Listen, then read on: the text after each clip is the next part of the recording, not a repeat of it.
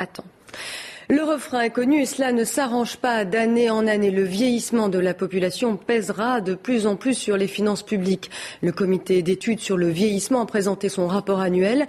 Les pensions ne sont pas menacées à l'avenir, mais il faudra faire de sérieux efforts budgétaires pour les payer. Jean-François Noulet. Les nouvelles ne sont pas bonnes, c'est comme ça que Guy Quaden, le président du comité d'études sur le vieillissement, commence sa conférence de presse.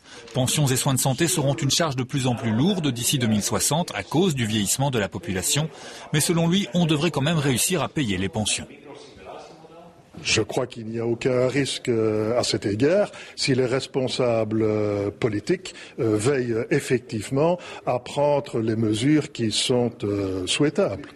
Ces mesures ne sont pas minces, il faut surtout équilibrer le budget de l'État et dégager des excédents. Pas de chance, actuellement c'est la crise, il faudra faire le gros dos quelques années. Ça, il faut être très clair, il ne faut pas essayer de rêver. On ne va pas financer le fonds de vieillissement, très clairement. Ce que nous devons faire, c'est retourner vers l'équilibre budgétaire le plus rapidement possible. Il y aura un déficit en 2010 qui sera important, il y aura un déficit en 2011 qui sera important.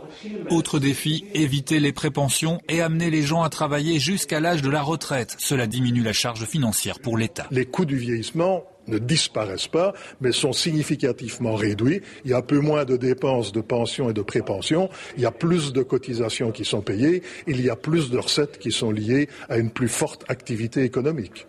Les Belges devront malgré tout se contenter de pensions moins élevées que dans les pays voisins. C'est un événement plutôt inquiétant